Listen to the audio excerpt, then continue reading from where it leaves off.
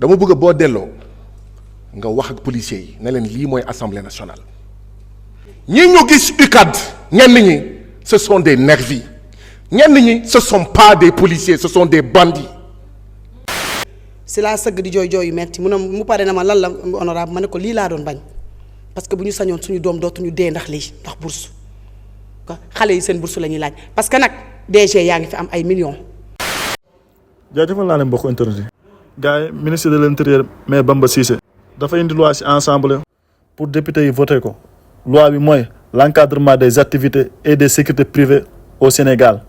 professionnaliser des secteurs, protéger les citoyens et garantir une régulation plus efficace. C'est une réforme essentielle pour une sécurité plus forte et respecter les droits de tous. Loi bi la ministre de l'Intérieur indi Maître Bamba Cissé pour député yi voter ko. Député yi ñoo ngi examiner loi bi mais toujours dañuy fàttali ministre de l'Intérieur Maître Bamba Cissé actualité mooy li xew keroog ca université. ñu ànd déglu député madame Seynabou Yacine Samb ak député monsieur Guy Marius Sagna wax nañu lu am solo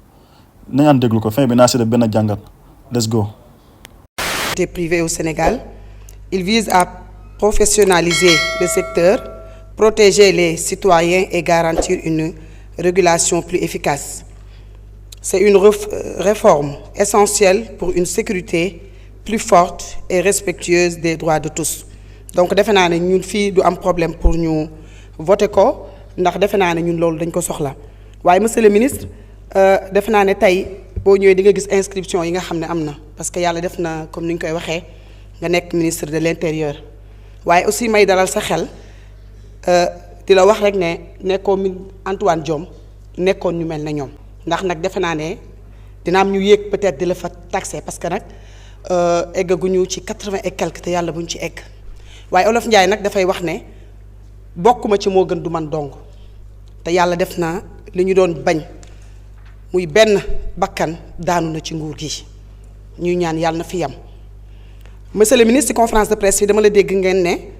dañ leen informé woon ci guddi gi ne am na lu ñu war a def le matin à l'université te xam nañ seen xarañte kon damay wax ne mieux vaut prévenir que guérir donc man xëy na nag yéen a xam seen liggéey waaye man dama doon wax ne mënoon nañ def de telle sorte que am na ay agents secrets jiitu leen ba nga xam ne li ñu def ba saccagé ba ñu ñëw di intervenir mënoon nañ ko éviter xëy na peut-être que lii du am mais nag comme li ñu wax am na loo xam ne nañ ci jàng ñu ngi leen di ñaanal yàlla na fi yem. décès bi maag commissaire Tendeng ñoo ko yëgandoo parce que damay dem université mënutuma woon toog sa WhatsApp boo gisee di nga si gis ne bàyyi naa la audio de 1 minute et quelque ministre de Daouda Ngom aussi woo naa ko jotuma ko mais woo naa ay proches am na ku ma jot yàlla def mu am décès papaam gaañu mu ne ma ñi ngi ci dina sedd bi muy toog ñu koy wax haut-parleur ma koy yëg si laa sëgg di jooy yu metti mu pare na ma lan la honorable ma ne ko lii laa doon bañ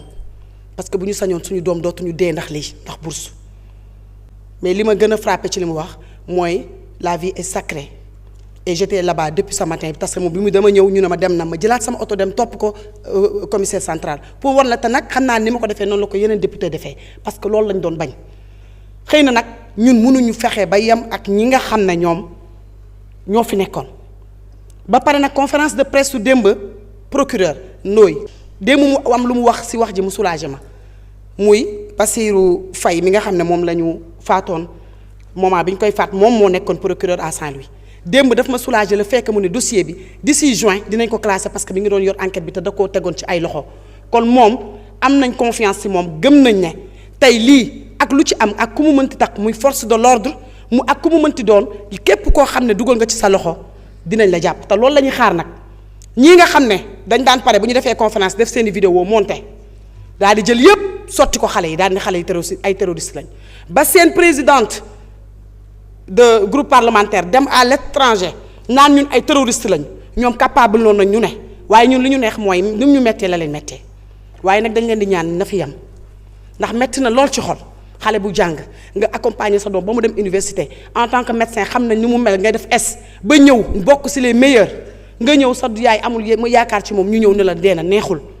waaye nag comme ni ñu koy waxee yàlla bu soxlaa ñëpp ñàkk waaye nag bu ñu sañoon yàlla buy jël duñ mel nii ci loo xam ne ñun dañ ko def de telle sorte que xale yi seen bourse la ñuy laaj parce que nag DG yaa ngi fi am ay millions pourquoi réforme yi ñu njëkkee ko ci suñuy doom à l'université mënuma ko comprendre d'accord am na lu ñu war a defaraat mais li ñu war a defaraat aussi ci direction yi wala ci ministère yi wala à l'Assemblée nationale laalaguñu suñuy salaire comme ni ma ko waxee kon lu tax ñu bëgg a laal suñuy bourse doom ba tax kenn di ci daanu di ci dee ne ko état xoolaat ba nga xam ne lii dootul am plus jamais ça li ma metti nag mooy ñi nga xam ne dama leen teel a jël parole parce que xam naa ne bàyyi naa ko ak yéen les collègues on va se défendre parce que nag nous sommes pas des criminels te xam naa ne nag di ñu ñëwee nii ngoon ñoom ñëpp dinañu wax waaye on vous félicite vous n'êtes pas Antoine Diome kenn gisatu ko disparaître na mais nag comme ni ñuy wax lu dul dëgg dëggoo ko gën te xam naa ne loolu ñëw rek di ngeen ko fekk bàyyi naa leen nag leen si des incha allah salaamaaleykum. Honorable Guy Marius Sagna, vous avez la parole. Thierno Alassane Sall se prépare.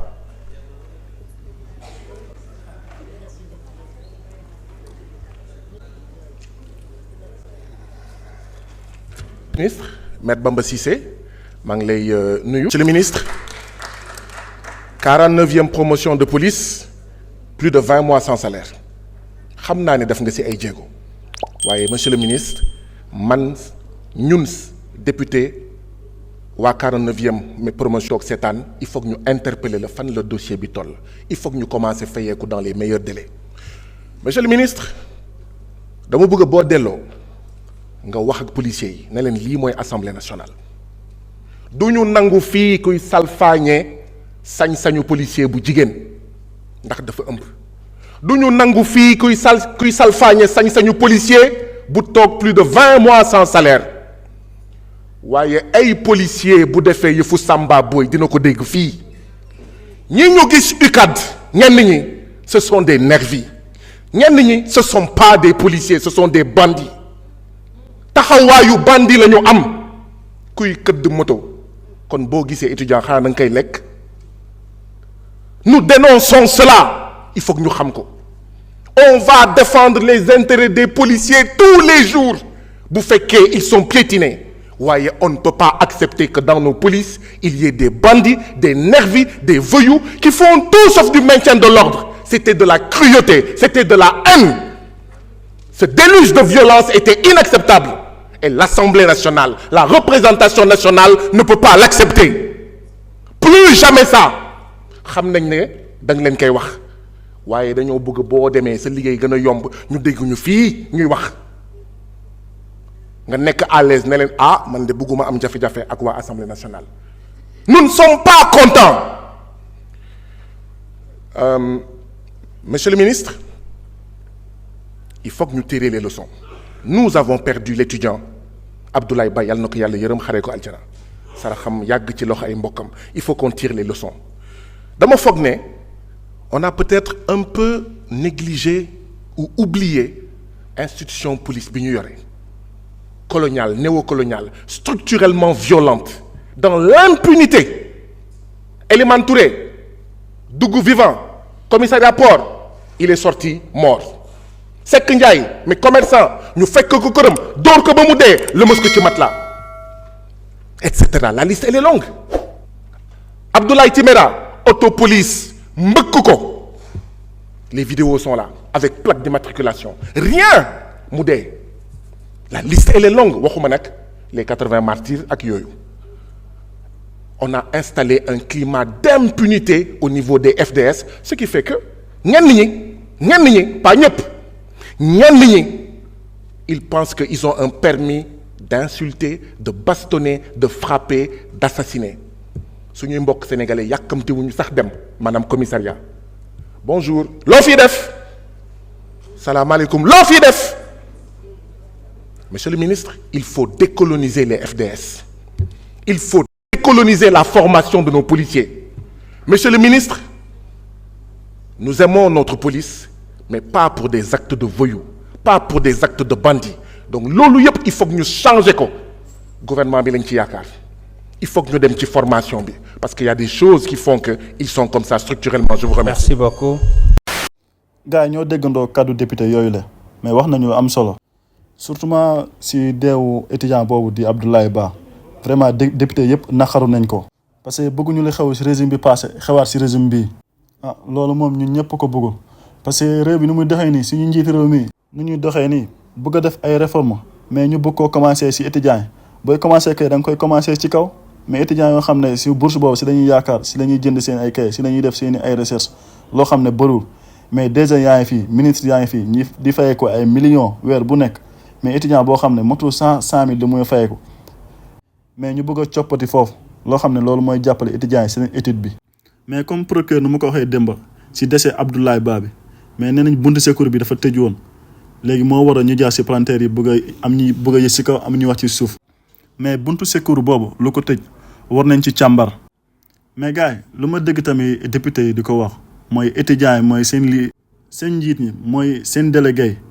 mooy Demba Ka ak yeneen ñaar mooy ñaar yow moom seen tur laa jàppul mais dégg naa député yoo xam ne ñu ngi leen di bëgg a déférer dañ leen bëgg a déférer parce que dañ leen tuumal opposition bi moo leen jox xaalis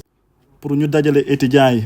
mais nit moom bu demee ba xiif mu laaj la joxoo ko bu gisee feneen dina jël loolu même sa doom sax même sa doom bi nga jur